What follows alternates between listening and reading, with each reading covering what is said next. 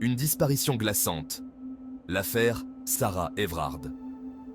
Le 3 mars 2021, Sarah Everard, une jeune femme de 33 ans, disparaît dans le sud de Londres. Elle rentrait chez elle à pied après une soirée chez des amis.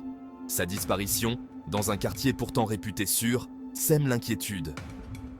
L'affaire prend rapidement une ampleur nationale. Le visage de Sarah est partout, dans les rues, sur les réseaux sociaux. L'angoisse grandit chaque jour, alimentée par le silence. Une semaine plus tard, le corps de Sarah est retrouvé dans un bois du Kent, à plus de 80 km de l'endroit où elle a été vue pour la dernière fois. L'autopsie révèle qu'elle a été violée et étranglée. Choc et indignation. L'impact de l'affaire sur la société britannique. La mort de Sarah Everard a secoué la nation entière, provoquant une réaction massive et émotionnelle. L'annonce de la mort de Sarah Everard provoque une onde de choc au Royaume-Uni. Les médias sociaux et les chaînes d'information sont inondés de messages de tristesse et de colère. La violence du crime, le fait que la victime soit une jeune femme ordinaire rentrée chez elle, suscite une vague d'émotions et de colère sans précédent. Les femmes partagent leurs propres expériences de peur et d'insécurité. L'affaire braque les projecteurs sur la violence faite aux femmes, un fléau qui touche toutes les strates de la société. Les manifestations se multiplient, réclamant des mesures concrètes pour protéger les femmes. Le sentiment d'insécurité s'accroît, notamment chez les femmes, qui se sentent vulnérables dans l'espace public. Beaucoup d'entre elles prennent des précautions supplémentaires lorsqu'elles sortent seules. L'affaire Everard révèle aussi un profond malaise vis-à-vis de la police. Les critiques envers les forces de l'ordre se font de plus en plus vives. Wayne Couzens, l'homme arrêté pour le meurtre de Sarah, était un officier de police en service au moment des faits. Cette révélation choque encore plus le public. Ce drame ébranle la confiance du public envers les forces de l'ordre, accusées de ne pas en faire assez pour protéger les femmes. La demande de réforme et de justice se fait entendre de toutes parts. Chronologie d'une tragédie, de la disparition à la condamnation. Cette histoire tragique a secoué le Royaume-Uni et a mis en lumière des questions cruciales sur la sécurité des femmes et la confiance envers les forces de l'ordre. Le 3 mars 2021, Sarah Everard est vue pour la dernière fois à Clapham, dans le sud de Londres, alors qu'elle rentre chez elle à pied après avoir rendu visite à des amis. Elle portait un manteau vert, un pantalon bleu marine et des baskets blanches. Le 4 mars 2021, la famille de Sarah signale sa disparition à la police. Une enquête pour disparition inquiétante est ouverte. Les proches de Sarah sont dévastés et l'inquiétude grandit dans la communauté. Du 5 au 9 mars 2021, des recherches intensives sont menées dans le sud de Londres. La police diffuse des images de vidéosurveillance de Sarah et lance un appel à témoins. Les habitants de Clapham et des environs se mobilisent pour aider aux recherches. Le 9 mars 2021, Wayne Couzens, un officier de police en service à la protection parlementaire et diplomatique, est arrêté dans le Kent. Il est initialement soupçonné d'enlèvement. Cette arrestation choque le public, car elle implique un membre des forces de l'ordre. Le 10 mars 2021, le corps de Sarah Everard est retrouvé dans un bois près d'Ashford, dans le Kent. Wayne Couzens est accusé de meurtre et d'enlèvement. La découverte du corps de Sarah met fin à l'espoir de la retrouver vivante et plonge le pays dans le deuil. Le 12 mars 2021, Wayne Couzens comparaît devant le tribunal de Westminster Magistrates Court. Il est placé en détention provisoire. Les détails de l'affaire commencent à émerger, suscitant une indignation nationale.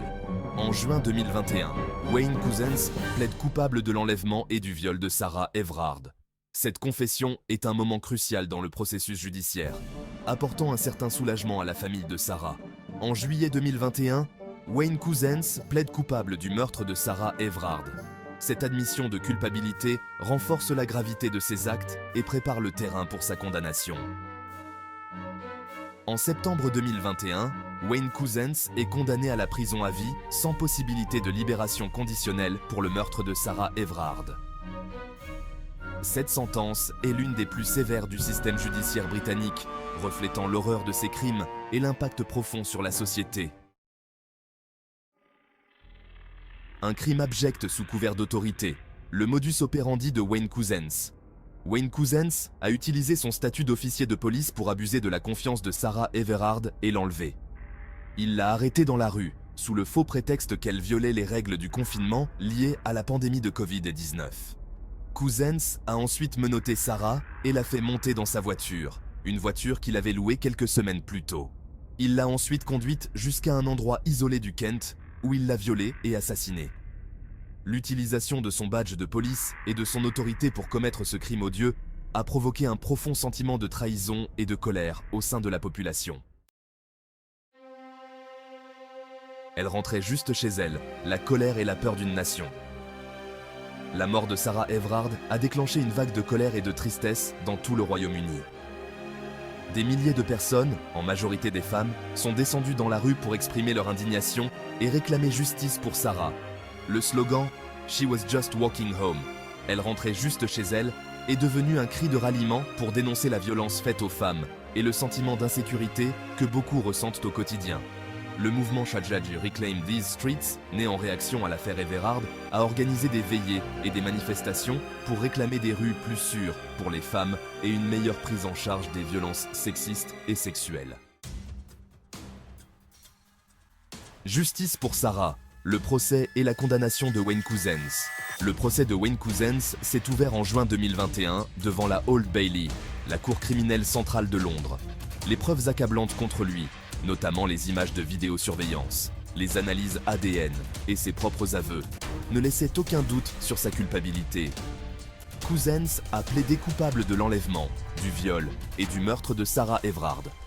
Il a été condamné à la prison à vie sans possibilité de libération conditionnelle, une peine extrêmement rare au Royaume-Uni, réservée aux crimes les plus graves.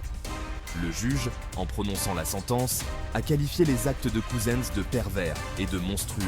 Il a déclaré que Cousens avait abusé de sa position de confiance en tant qu'officier de police pour commettre ce crime odieux. La famille de Sarah. Entre deuil et combat pour la vérité, leur douleur est palpable, mais leur détermination à obtenir justice est encore plus forte. La famille de Sarah Everard a fait preuve d'une dignité et d'un courage exceptionnels tout au long de cette terrible épreuve. Leur unité et leur force sont devenues une source d'inspiration pour beaucoup. Ils ont assisté à chaque audience du procès, écoutant avec stoïcisme les détails insoutenables du meurtre de leurs filles et sœurs. Leur présence constante dans la salle d'audience a montré leur engagement indéfectible à la recherche de la vérité. Dans une déclaration lue à la cour, la mère de Sarah a décrit sa fille comme une jeune femme belle, intelligente, attentionnée et amusante, dont la vie a été volée de la manière la plus cruelle. Ces mots ont touché profondément tous ceux qui les ont entendus. La famille de Sarah s'est engagée à se battre pour que justice soit rendue et pour que sa mort ne soit pas vaine. Ils ont organisé des campagnes et des manifestations pour sensibiliser le public et exiger des réformes. Ils ont appelé à des changements profonds au sein de la police et de la société pour mieux protéger les femmes et prévenir de futures tragédies. Leur combat est devenu un symbole de résistance et de quête de justice pour toutes les victimes de violences. Au-delà de l'affaire Everard, un système défaillant? L'affaire Sarah Everard a mis en lumière les failles du système censé protéger les femmes de la violence. Des questions troublantes ont été soulevées quant à la manière dont Wayne Cousens a pu intégrer la police et conserver son emploi, malgré des antécédents de comportements inappropriés. L'affaire a également mis en évidence le manque de confiance du public envers la police, en particulier de la part des femmes et des minorités. De nombreuses voix se sont élevées pour dénoncer le sexisme, le racisme et l'homophobie au sein des forces de l'ordre.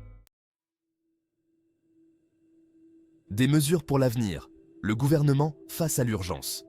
Face à la vague d'indignation suscitée par l'affaire Everard, le gouvernement britannique a annoncé une série de mesures pour lutter contre la violence faite aux femmes. Un plan d'action a été mis en place, prévoyant notamment un financement accru des services d'aide aux victimes, un renforcement de la législation et une meilleure formation des policiers. Cependant, beaucoup estiment que ces mesures sont insuffisantes et que des changements structurels sont nécessaires pour s'attaquer aux racines du problème. Ils réclament notamment une meilleure éducation à l'égalité entre les sexes dès le plus jeune âge et une plus grande sévérité à l'encontre des auteurs de violences. Un appel à l'action, ne pas laisser l'oubli s'installer. L'affaire Sarah Everard a marqué un tournant dans la prise de conscience de la violence faite aux femmes au Royaume-Uni. Il est crucial de ne pas laisser l'oubli s'installer et de poursuivre le combat pour que sa mort ne soit pas vaine. Chacun d'entre nous a un rôle à jouer pour créer une société plus juste et plus sûre pour toutes les femmes. il est important de dénoncer les comportements inacceptables, de soutenir les victimes et de faire pression sur les gouvernements pour qu'ils prennent des mesures concrètes et efficaces. Pour aller plus loin, ressources et engagement. Si vous êtes victime ou témoin de violence, n'hésitez pas à demander de l'aide. De nombreuses associations et institutions peuvent vous accompagner et vous soutenir dans vos démarches. Vous pouvez également vous engager à nos côtés pour faire évoluer les mentalités et les lois. Ensemble, faisons en sorte que l'affaire Sarah Everard marque un véritable tournant dans la lutte contre la violence faite aux femmes.